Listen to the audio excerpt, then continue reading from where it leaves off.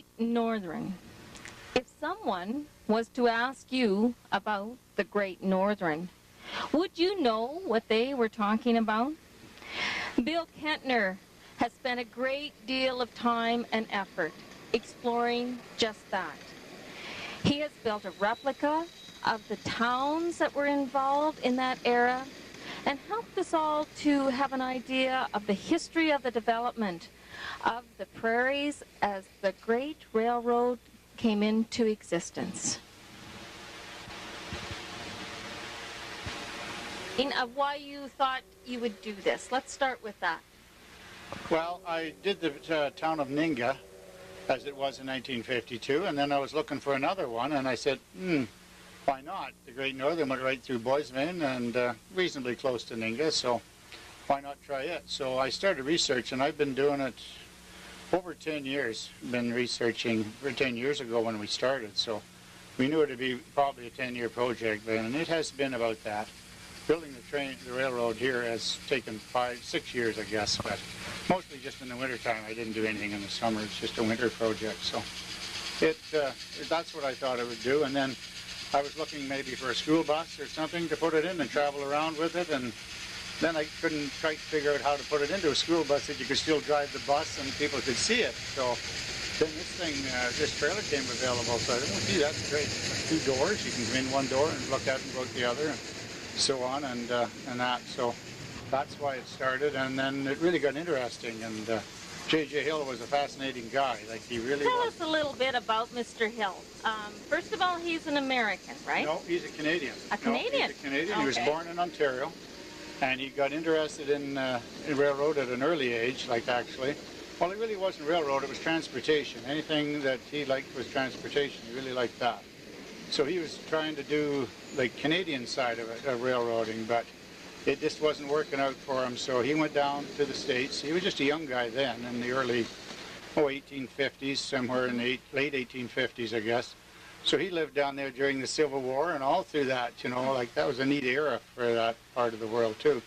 So he went down there to St. Paul in Minnesota there, and he first started with doing barges and stuff on the Mississippi River. So he went right through there, right through that area, and then he got, you know, into this. There was a railroad that came up, was going to go bankrupt and stuff, so he got some investors interested, and between 3 or 4 of them, they got together and bought this railroad that was going to go under. So, and then he developed it from there. He went on, and he ended up right out to the west coast. Went out. He had ships that went across the ocean and everything all the way through.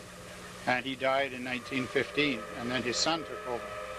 His son had been taken over from them, but I have not much information on him. I just don't have a whole lot of information on him. So, but otherwise, that's what he was. He was about 81 when he died, and he built a house in St. Paul. You can go see it there now. It's a museum, and he built that in 1890 and cost $1 million to build it in 1890. So you can imagine, he had about 7 kids. Him and his wife, they had 7 children, and they had a farm outside. They had a farm outside of town, too. But he always maintained that a railroad car that was empty was not making him any money. He wanted that railroad car full, going both ways. So I guess the hopper cars of today wouldn't be too good for him. It's only full one way.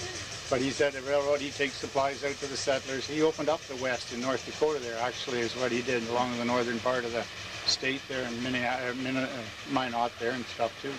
So why did he want to expand into Canada and Manitoba? It was kind of a grudge thing against the guy that had the CPR. They had kind of a grudge thing going on between the two of them. And so he popped up a few little ones across in Alberta and BC, and there was one came up to Portage-la-Prairie too, and Brandon was the other one. So he wanted to kind of outdo him a little bit, and I guess he did in a way, because he did his own thing down there, and he was a neat guy. He could always see into the future, which, you know, a lot of people can't, but he could see into the future. He knew what was going to happen and when and everything else, so he had it figured pretty good. Yeah. So the original plan of the Great Northern, as far as you can verify, was that it would run from down in North Dakota up to Brandon, right? But that was the original intent. But there was a secret thing, or not really, but I never got any proof of it. All my research, I couldn't find whether he'd ever intended to go to Hudson Bay or not, to Churchill. There's no record that he ever did, but that was kind of, I think, in the back of his mind eventually. But it just didn't work out that way. He had too many fights with the CPR to, they wouldn't let him cross, for one thing. That was one thing. They said they wouldn't let him cross in Brandon, so they never did. And just to clarify for anybody that may be doing some research on this, because I found the part confusing where they referred to the Brandon, Saskatchewan, Hudson Bay Railway. Yeah. The two are actually the same thing. Yeah, right? It's the same thing in Canada, not in the States, just in Canada, just in Canada part.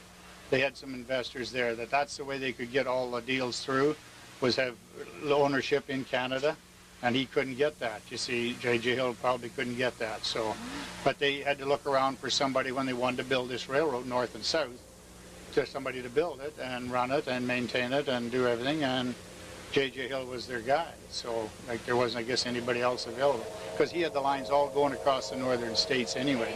So that was, you know, kind of a big help. All he had to do was just put a, like, I call this the Kentner spur line, and that's just what it is. It's a spur line. It's off the main line. So there's a lot of them too, of course. Everywhere there's spur lines, but that's what I thought. I was a spur line railway, so that's why I kind of named it that way. Yeah, no, he was a neat guy, just a neat guy. I can't emphasize that enough. He's fascinating to read. I got a book and I got a picture of his house here and that he built, and we went through it when we were down there, and it's really a great place. Yeah, thought of everything. Okay, so where did the railroad actually begin? As the Great Northern, or if we're going to say the Brandon, Saskatchewan, Hudson Bay Railway, where did it start as it came into Manitoba? Where did they start building it? Well, I guess they started at St. John there. That's on the other side of the border. That's the first little town. And then they came through to Bannerman, and that's where the customs were in Bannerman there. So that's where it started from. They started right at the border. The Canadian part people did anyway, and they hired farmers to help build the railway and all that kind of stuff too. So that would involve a lot of people, though, oh yes, right? A lot of people. There was up to 5,000 people at one time building this 69 miles. Yeah, and horses. I think there were supposed to 4,000 horses too. Like, they were just unreal. Some elevating graders they had 12 horses pulling this elevating grader and 4 pushing it at one time. There near Minto, I got pictures of it. Nat Pierce had pictures of it, and his uncle helped build the railway, so that was quite a neat thing too. Got pictures of him, but yeah, they started right there at St. John's and started up from there, because there was a railway up to St. John, I'm pretty sure. If not, it started at Rolla then, if they come through there. Yeah. So basically our first stop in Manitoba is Bannerman. That's right, yeah. Coming from the south, yeah. Bannerman had a number of unique features about that town at that time, did it? Yeah, yeah. Can you share some of those things? It was the first.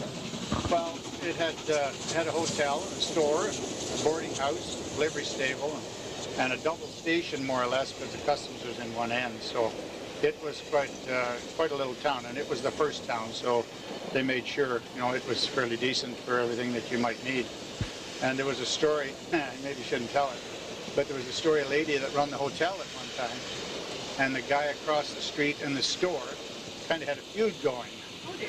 So the one day, there's supposed to be a blacksmith shop. I didn't build it because I couldn't see it. I didn't know what it looked like. One day, she went over there to get some harness.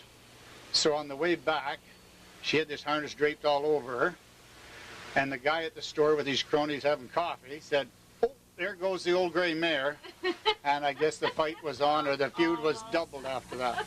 So there's what it is. I better not say any names. I kind of know names, but maybe I better not. Might be too early yet. The theme song of Bannerman may have been the old gray mare. Yeah, it might have been. Yeah, I guess she was quite the lady that run the hotel. Anyway, she did a good job, but she sure didn't take any guff from that other guy anyway. And because of it being a customs town, so to speak, that meant they had a full-time veterinarian employed? Yes, as far as I can tell, yeah, because they had to, keep the animals there for quarantine for a while. Yeah, they had to keep them there, and then they were let go. I don't know what they did, like when the circus came through. They must have had them already done in the States or something, because they never seemed to quarantine them. When the circus would come through, they said everybody be all out lined up the track. They knew the day the circus was coming through. And grass with their heads sticking out, and elephants with their trunks hanging out of the cars. He said it was really neat, really a neat thing to see. Yeah. So I haven't got no pictures of it, but it'd be kind of neat to see it if you did. Yeah. And also being a customs town, I understand that Bannerman had a jail. Yes. Yeah. Yeah, it had to have that too, I guess. It went along with it and everything. And there was a little rum running going on there too, I think, at that time in the 20s. And, yeah, Is it sort safe of. to tell that story Well, now? no, I guess I better not. Shouldn't I be to mention that? It kind of detrimental to the I town. have heard rumors about that, though. Yeah, I think so. Yeah. One Christmas Eve in the town of Bannerman. Yeah, that's right. Apparently some guys took the train from St. John and the roundhouse there and took it out down to Bannerman and got some liquor one time, and they lost their jobs over it. They took the train, then went back with the train. When they got back, they were waiting for them, I guess. That was the end of that. No more engineer and firemen. Whatever. So from Bannerman, what would be our next town? The next town would be Desperate. It was further up the track, northeast. It had pretty well a straight line for Boysley from Bannerman, with a few little things, creeks and stuff, but normally it would just head pretty well straight for Boysley. So the Desperate was the next little town.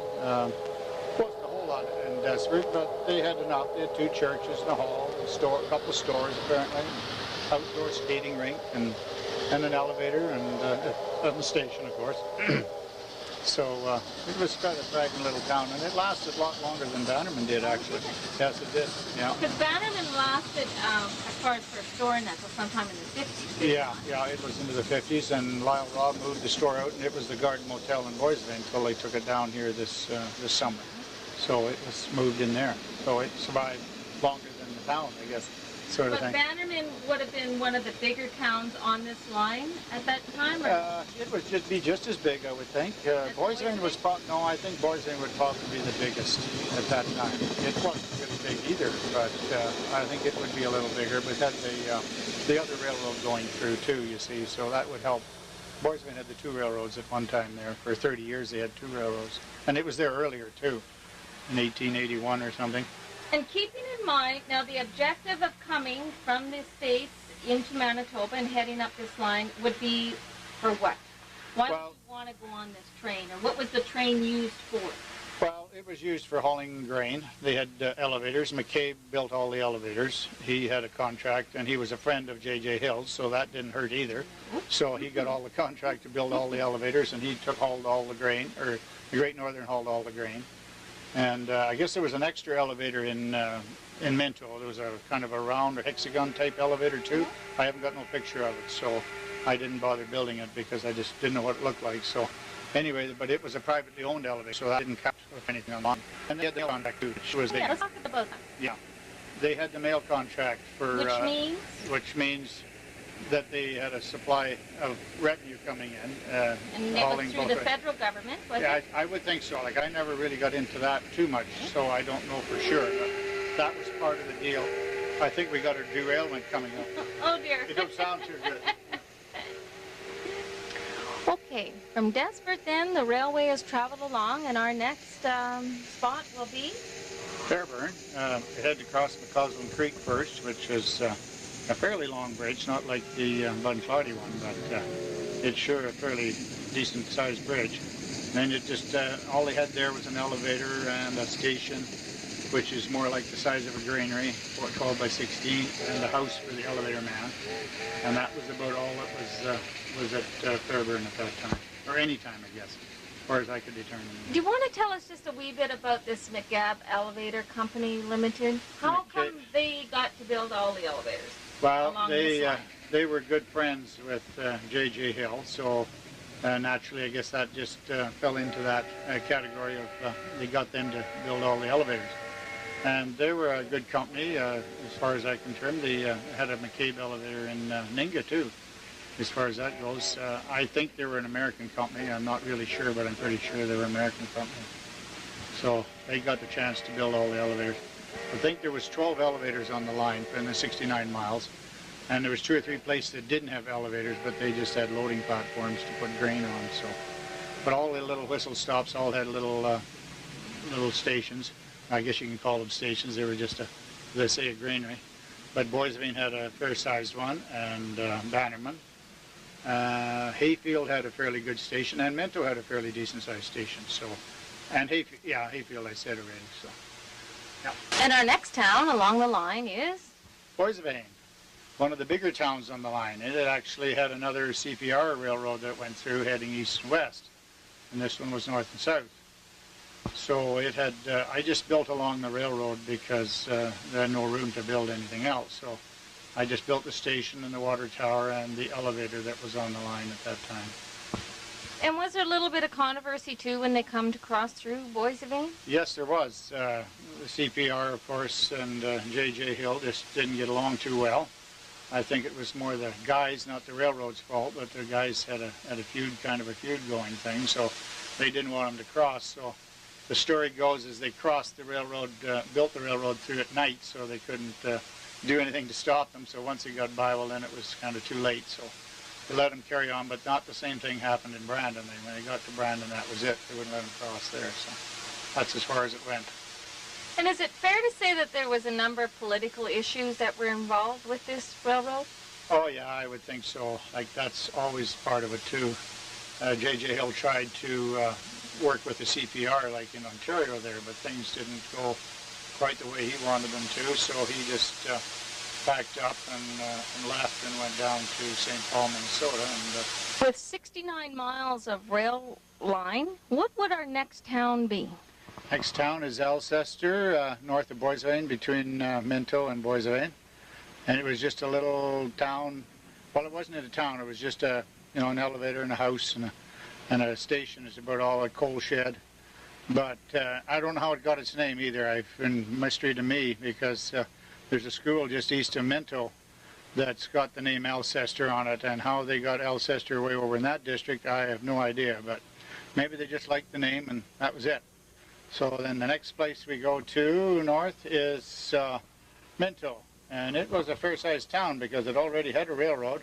CNR went through Minto earlier on in the 1800s, and this is 1905 or 6 now, so they've had a pretty established town by then. And so they put a station and an elevator, and there was a private elevator, a Haley was called. It was a private elevator there, a round one or a hexagon, whatever you want to call it.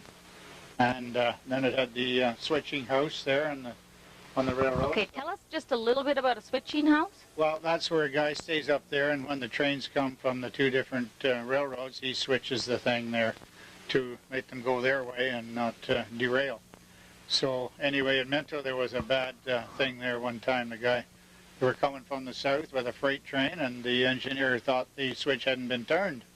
So he said to the fireman, "You jump and I'll pull the throttle back and I'll jump." And apparently it wasn't. It was okay, and as the train went over the crossing, the throttle jumped up and away it went, and it went all the way down Hayslip, through countless crossings, over bridges, down into the bottom of Buncloddy, across the bridge, and stopped at the water tower. I guess it ran out of water or whatever.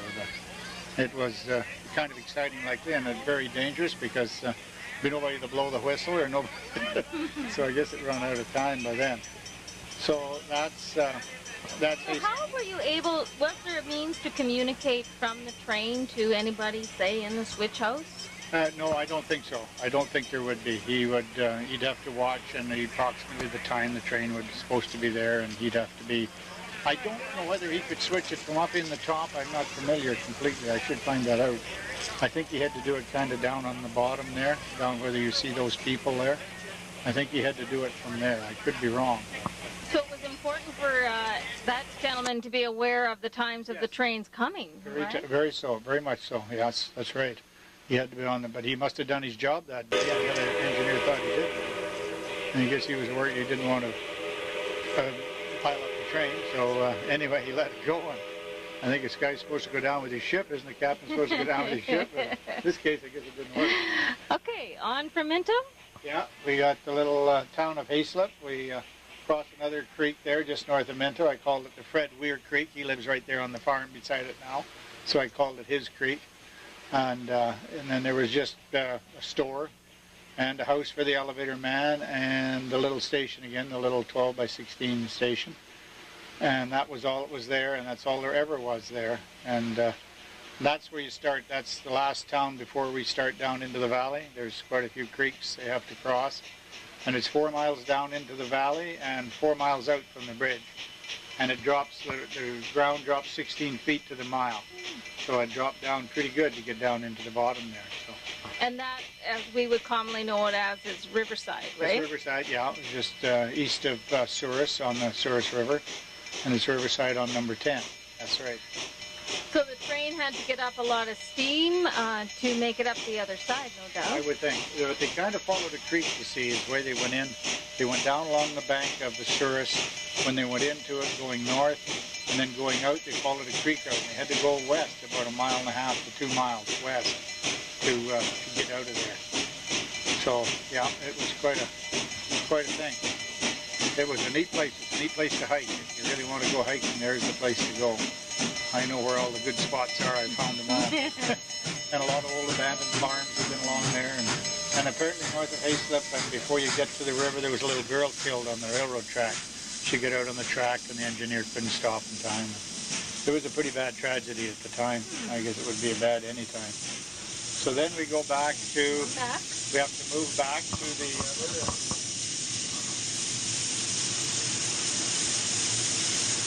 Now we're down north of Hayslip, going down into the valley, and we come to a fairly deep creek. It's called the Pete Emer Creek. He lives right alongside it, apparently. And they had quite a grade there. It's probably a good 600 feet along the grade there. So it's a fairly significant one. I don't know how deep it is, but it's a long ways down and fairly steep.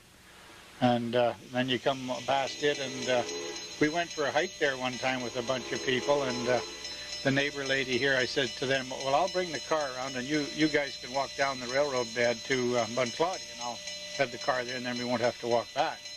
I said, it's probably only a 1/4 mile and a bit. Well, it turned out it was 1.25 miles. And she said when I got back there, she said, you know, that was a 1/4 mile and quite a bit. So that's been a joke ever since, fairly good. So you get down in there, there's another little bridge, and that was the one that the railroad went over top of the cars. It was down in the bottom there near Bunclody. And you get up on the top then was the elevator and the station, and there was a loading platform up on top from the town. The town was mostly down in closer to the river, but they took a lot of this dirt out of there and to use it to build the Bunclody Bridge. So they said, well, we might as well put the elevator up there. It's a pretty handy spot. So that's what they did. Somebody with engineers, I guess, were thinking ahead. And then we get to the Bunclody Bridge, out onto the bridge.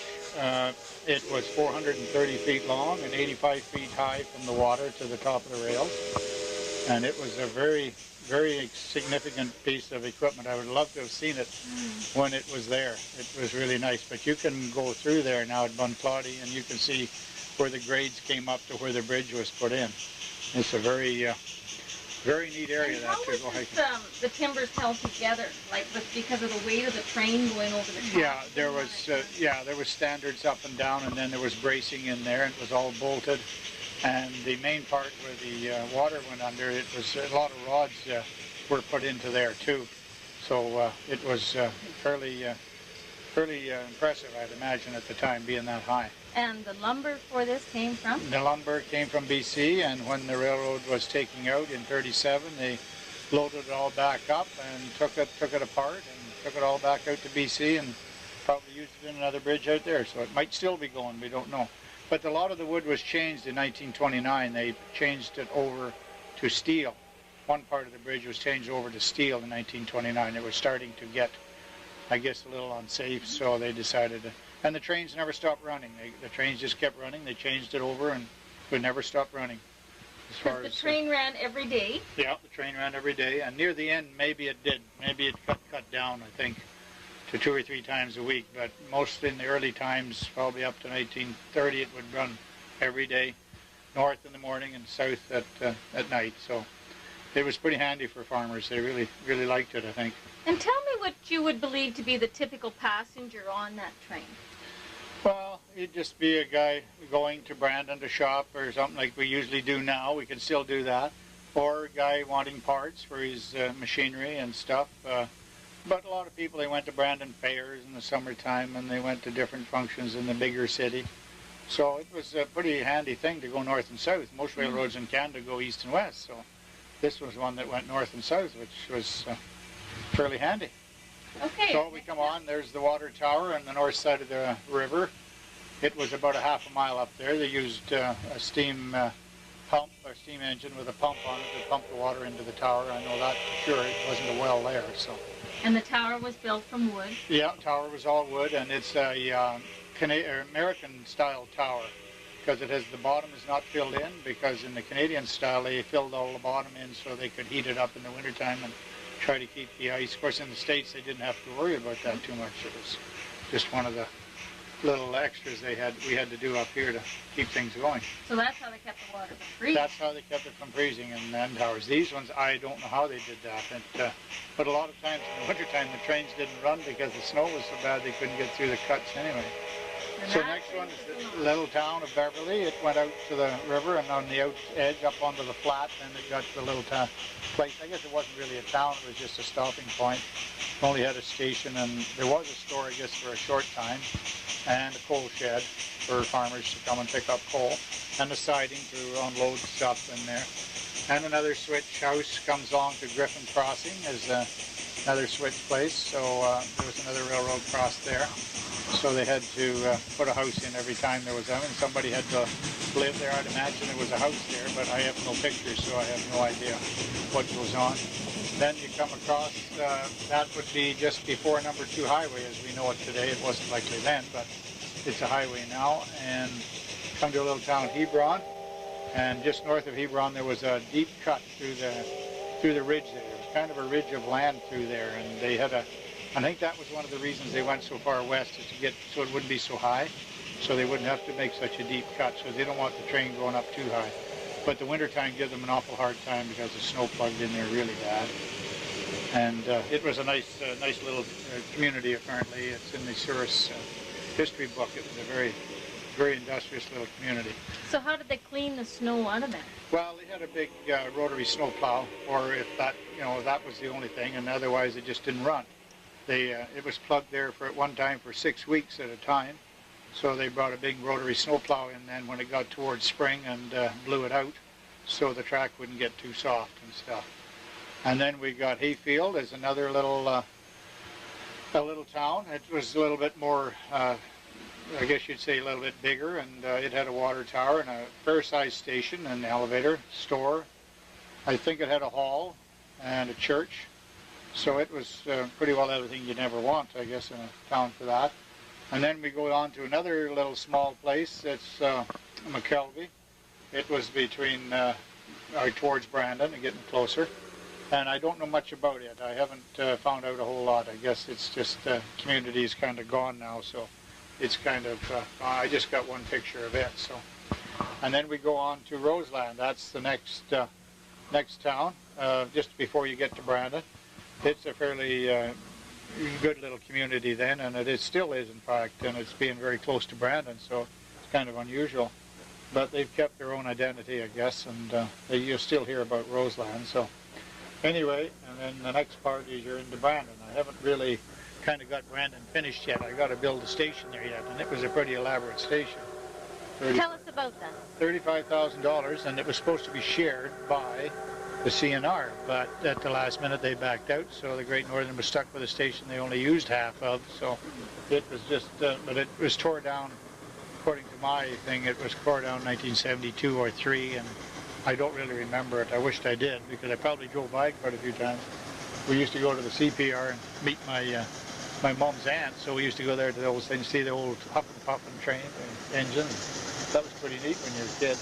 And then the yard here that you see just beside Roseland, it's not quite in its right place, but it's a yard that I used to play in the creek there when I was a kid, and it was a very neat little farm, and the folks that lived there was very nice folk.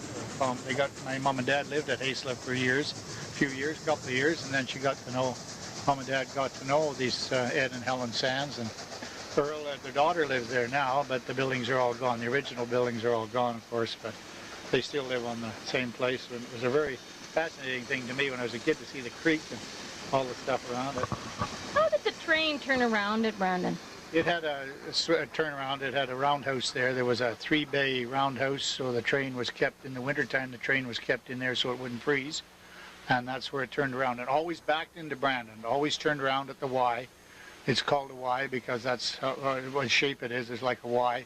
and then always backed into the station. It never drove in, because then it would all be always ready to go when it come out. But it always kept, in the wintertime, they kept the train in the roundhouse all the time. And then when the gas electric comes, it didn't matter. They would probably be okay. But when the steamers were there, it was different. So. Okay, now you have some pictures that you're going to share with us. Okay.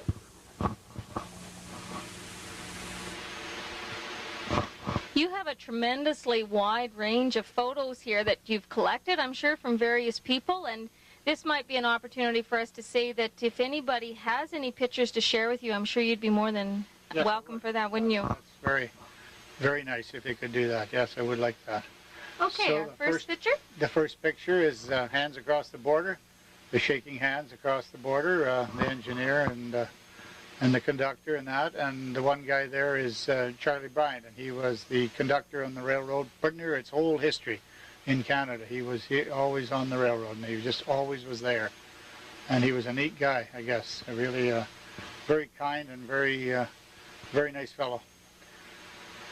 So that was that first one, and the next one comes is a photograph I got of Bannerman taken from the elevator up in the air.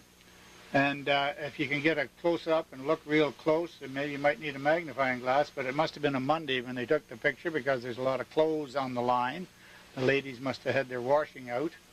And if you can get really close, there's a little dog sitting on the end of the platform, a little spotted dog.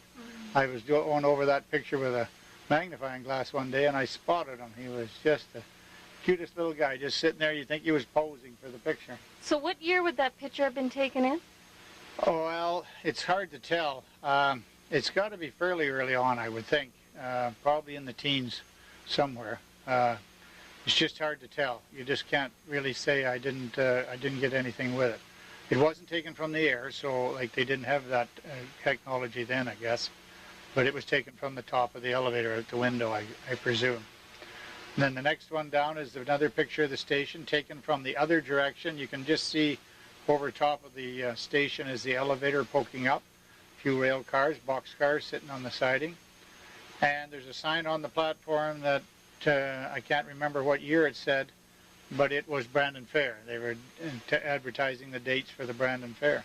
Do you have any idea how much it would cost to ride the train, say, to the Brandon Fair? I'm not really sure. I have that information somewhere, and just right now I couldn't put my finger on it, but I don't think it was very much. Oh, it'd be very cheap. We wouldn't even imagine. When you could go to the movies for 10 cents or 25 cents, you know it must have been pretty cheap to ride on a train. And then the bottom one is another picture of Bannerman with the train sitting at the station, one of the passenger trains. Now this train would have been fueled with steam? Yeah, it was a steam engine, and it had, I would think, coal. I'm not sure. Some of the early ones might even still have had wood, but this one I think would be coal, because it got more modern then, and then the later ones, they come with oil. They were fired with oil, so it was a little bit easier. They really didn't, I guess they eliminated the firemen at that name of the game. So then the next one is the picture of the store. And see the picture of the trees there too? There's trees in front of the store. Apparently they had a celebration there one time, and they just went out into the bush and found some poplar trees and cut them off and stuck them in holes in the ground, and that was their trees for the day. They would only last a day, and maybe not even a day. So, and then the next one down is the Bannerman Hotel, which they have a sign on it, Bannerman Hotel, which if you get to the other picture that we just looked at a while back of the whole thing, there is no Bannerman Hotel picture on there. It's just on this one for the day, I presume, or whatever they did. I don't know how they did that. And the next one down is a kind of a diagram, and tells you what the town of Desperate. This is the next one along the line. It's got a lot of buildings in it, but I never did get a very good picture. The next one down is a picture of Desperate as it was then, with boxcars taken, looks like from the top of a boxcar by the looks of it. And it had 2 churches at one time, and I think I heard it had 2 stores, so it was a very good sized little place, and it really lasted into the 50s quite well. Yeah. And then the next one is Boissevain. I didn't have any pictures of Fairburn, but this one is the Boissevain station shortly after the railroad went out. The tracks are gone here. And then after that, the Good Roads bought the grounds, like where the station was, and they used it for their garage. and stuff. So it's and still that alive. station is still there, It's right? still alive today. Yeah, So that's in its original location then also? It's in original location, yeah. It's right in the same place on an angle facing, you know, kind of on its north, southeast, northwest. The next one down is the gas electric engine and baggage car and passenger all in one. They called it a doodlebug, also known as a doodlebug. This is maybe the original engine that came up here. We're not sure. This picture was taken in Minot, but the guy that took the picture figured it was one of the ones that came up with the number. The 2327 was a number for that train. Okay, tell us the significance of switching trains then. What was this all about? Why would you use the doodlebug as compared to the other? Well, it was cheaper. You didn't have to have all those water towers to maintain. Somebody to maintain them, have coal brought in and use coal or wood if it was the time. But these engines had a habit of blowing up, so they didn't last. Their history wasn't very long. They only lasted 20 to 25 years, 30 years at tops, and then they went to the diesel electric, which didn't have that little habit. I guess that wasn't too pleasant a thing when they blew up. But it was a very, very efficient little outfit and very cheaper to run than the steamers would be. But it was all in one unit too, and it wasn't pulled very much. It only pulled one boxcar, and that was about it. So next one we go down is Minto Station, and you notice all the ladies with their long dresses and their big hats, gentlemen all dressed up in their suits and everything, and all be waiting to go to Brandon Fair. They were off on waiting for the train, the men sitting on the platform, the ladies up in the top there. And then further down, the next picture is the CNR. And it's the snow. You notice the snow fencing and everything, and the switch house is there. Note Stooks. There's a Stooks in the field beside it there, and that was where you could turn the train around there too. It was kind of like a Y there too. Why would the switch house be built the way it was? Tall, narrow? I don't quite really understand that either, but I guess you had to be up high to be able to see the train coming when it had. It was right on the corner, so you could see both ways.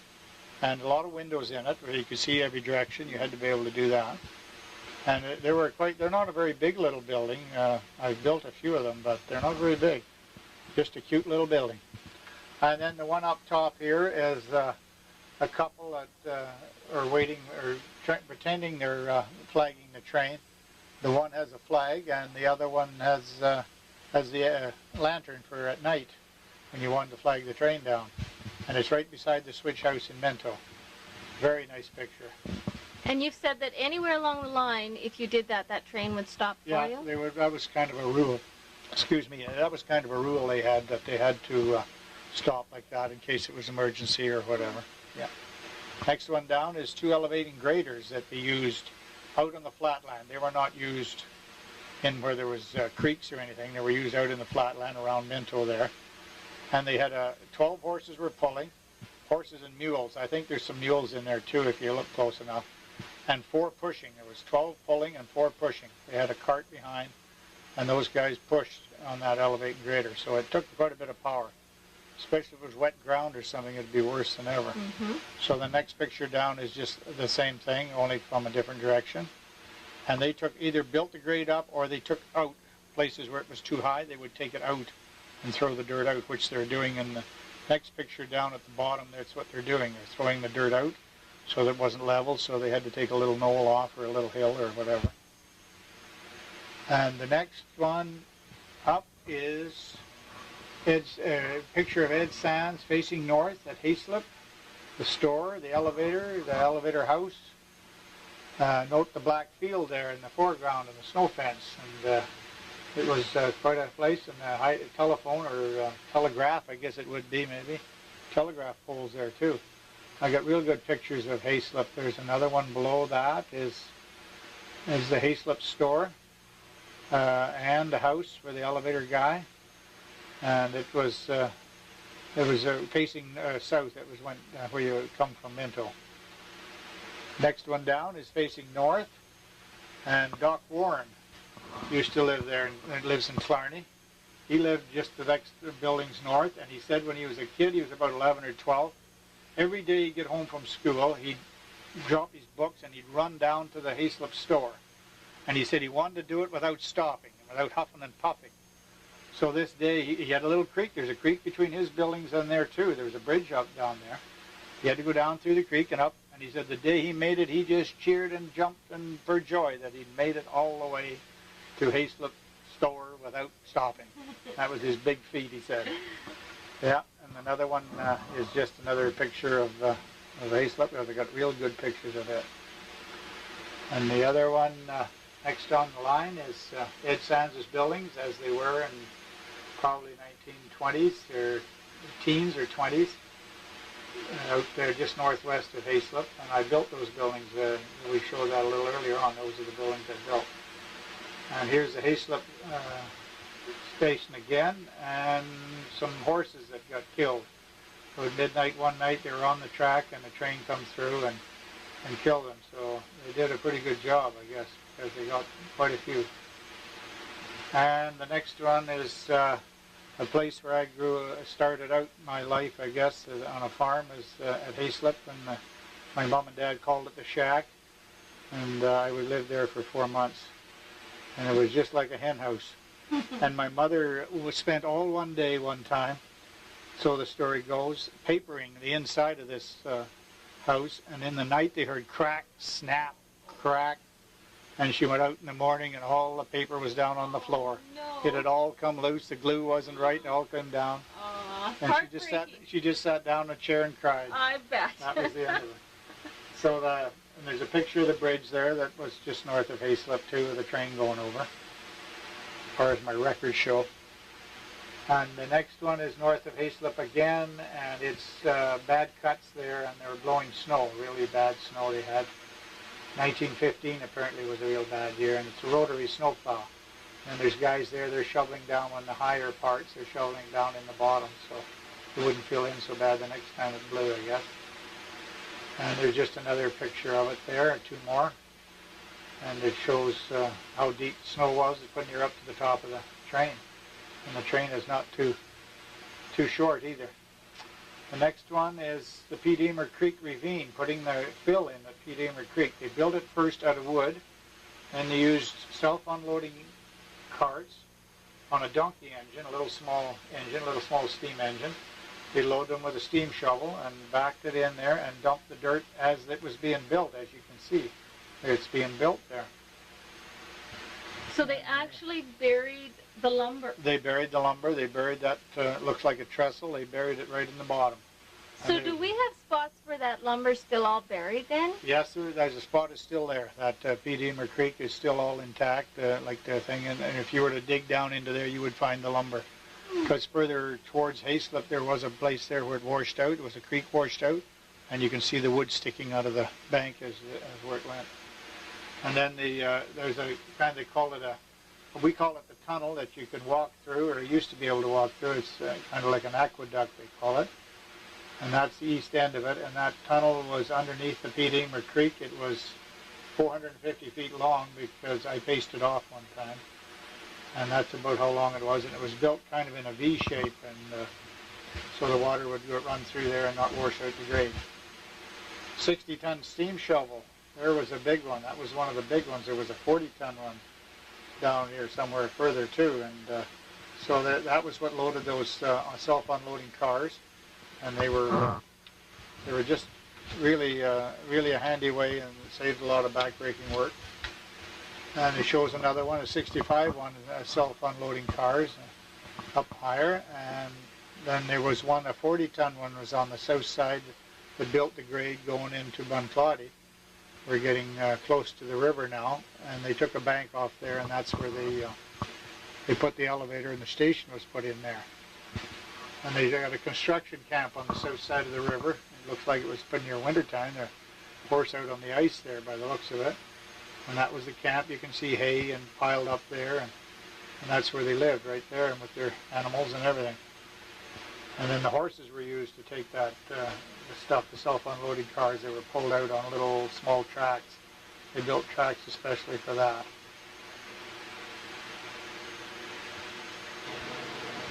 Okay, this is the camp, picture of the camp, and the grade that was built out onto where the bridge is kind of going northwest, and then the bridge is actually pretty well straight north and south. That's at the just on the other side of the elevator. This is on the south side of the river. The bridge that that the train went over, it went over the top of the cars as they went down into to Bunclody there, and that was used to be the road to Brandon from Boissevain and Minto and all that.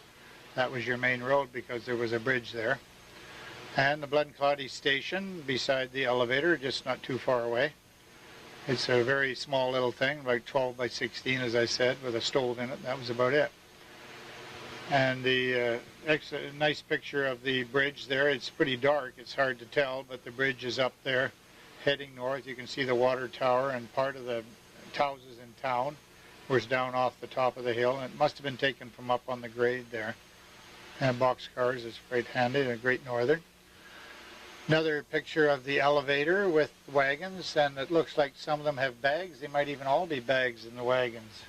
There, it's just heading up to the elevator.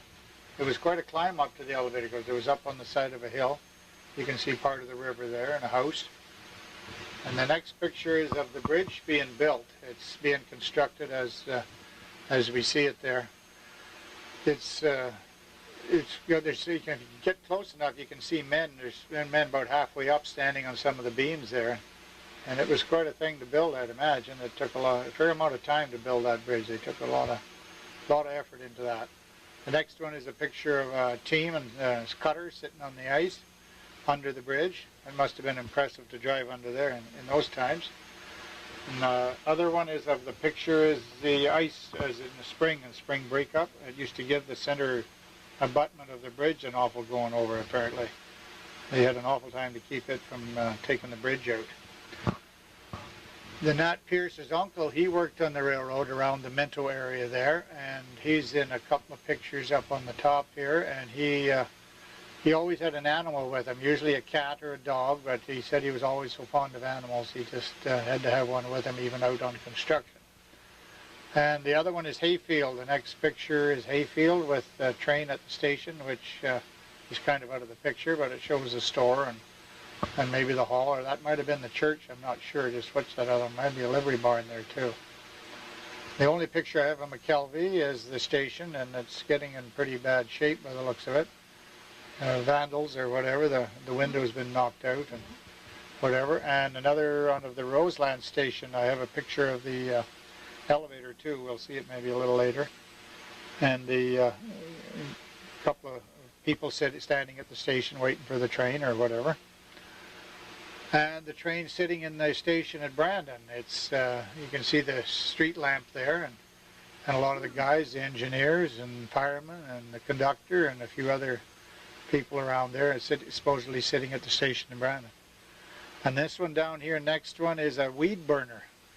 It's used for getting rid of the weeds on the track. And my first impression was, ooh, wouldn't they set the countryside on fire? But I imagine it was just steam that come out of there and would just, for shrivel up the weeds and kind of kill them. So why did you have to worry about the weeds? Well, the weeds would come up through the track, and then in the wintertime the snow would bother the track. So they were trying to get rid of that, and also the farmers really didn't care about it too much either. Growing weeds and seeds blowing all over. So. And the next picture is a Henderson down in the Bannerman-Waccamaw area there. They went right through them. It was going to go right through the middle of their living room in their house, the railroad. So when they surveyed, they said, "Uh-oh, I'm afraid you're going to have to move." So, and apparently they didn't get a whole lot of compensation either. They had to move their whole buildings, their whole farm site to another quarter. And that didn't look like a very fancy house to start with, but it was home to them. So that was one of the people that had to move. How many acres did the railway actually own? Like they owned the part where the railroad ran, but yeah, the road on bed. each side, what would... Well, they would have a certain amount, like just the railroads that we have today. They would have a certain amount, and they'd probably all be fenced on each side for the cattle and stuff. Another picture of the McCausland Creek near Fairburn, just south of Fairburn, the train going over the bridge. And the lady standing, she's Mrs. Rayner. In Boissevain, it's her aunt, but she don't know which one. Those are her two aunts, and her uncles are up on the roof on the top of the house. And it's a section house in Boissevain. It still stands today. It's been renovated probably numerous times, but there's a couple live in there now that come from Winnipeg. They bought the property there, and It's just beside the grain growers elevator in Boisevin. So a section house was For the men that looked after the track. And sometimes the train crews changed too, and they would have a place to stay too. They would switch crews like they do nowadays. They'll come and switch crews. So a section house was, there were just so many of them along the track, and then they went each way from that house and looked after the track, put ties in or whatever. So a train would require how many men to actually do a run? You'd have the, like an engineer? Yeah, you'd have the conductor and the fireman and the engineer, and that would all, there wouldn't be no conductor on a freight though, there'd just be the engineer, and there's a brakeman too that he looks after. He rides in the caboose, and when they go around curves he can check to see that there's no fires, any boxes getting hot in any of the wheels. And stuff. So that's the purpose of a caboose? That was a caboose for a place for him to live and stay, and he could live there. There's bunks there and stove and food and everything else was in the, so now they don't have to have that. They all live in the engine now. Like that was sad to see when the cabooses went away. That really was.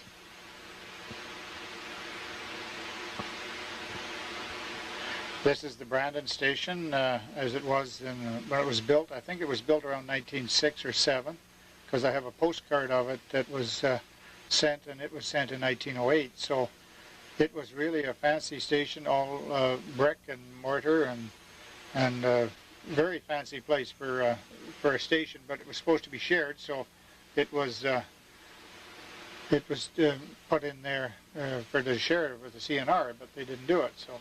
Even the windows in this look to be quite elaborate. Really gorgeous, yeah. It was really a fancy place. I just wish I could remember it there. Yeah.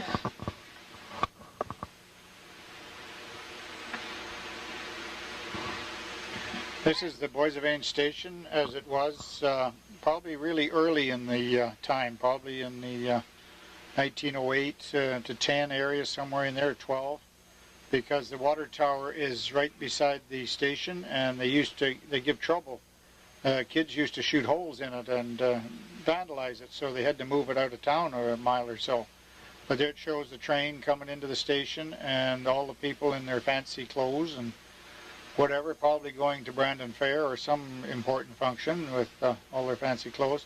But it's a really a nice station. It is still going today.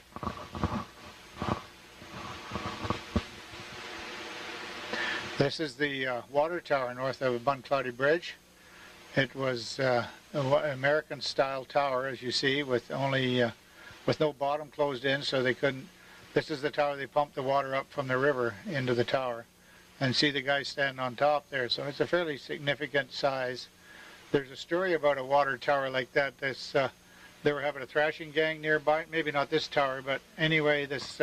Fellow was hauling water, and he had to go such a long distance he couldn't keep the steamer going, driving the thrashing machine. So the guy said, well, why don't you go over to one of that water tower? He says, hey, won't mind, you can get a bit of water out of there. He said, you just pull that thing down and you'll fill up your thing, and away you go. So that was fine. He goes over there and he parks on the railroad track and got underneath, and the darn thing was too short. It wouldn't reach his wagon. It was too high. So he found an old stovepipe there, so he stuck it in the top of the thing and pulled her down, and the stovepipe fell out and rattled and scared the horses, and they run away. Oh, no. And he chased his horses and forgot about the thing. The water was still running, washed out 4 or 5 ties in the railroad track, so he had that to fix before.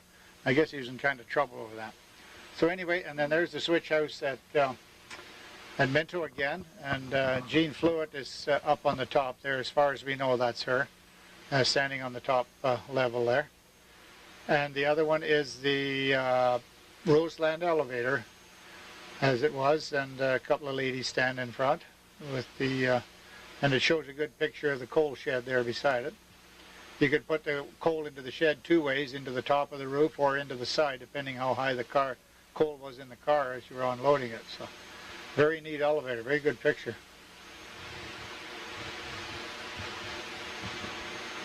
Okay. The Great Northern will never be heard again. And I leave with you this thought. As we have continued to watch the decline of the railroad still today, should we not focus on the past while looking at the present to learn from past mistakes?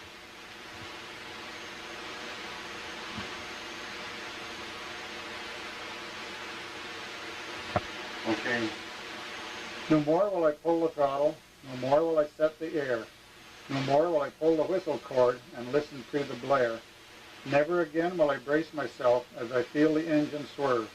Never again will I hold her up as she rocks around the curve. The little kids who waved at me and the towns that thundered past are all lost to me, for Father Time has taken its toll at last.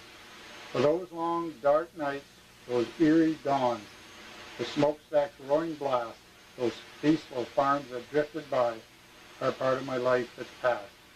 And looking back in retrospect, there'll come to me the thrill that I felt as she thundered through some sag who labored up those hills. I have lived my life, have no regrets, and have no cause to grieve. But the fellowship of all my friends is a thing that's hard to leave. I leave them now with kindly thoughts as I finish this last run. But all the griefs and hardships past, it's been a lot of fun. J.E. Yeager. This is Sandra Racine and E.T. signing off from the Bill Kentner Farm near Boissevain, Manitoba.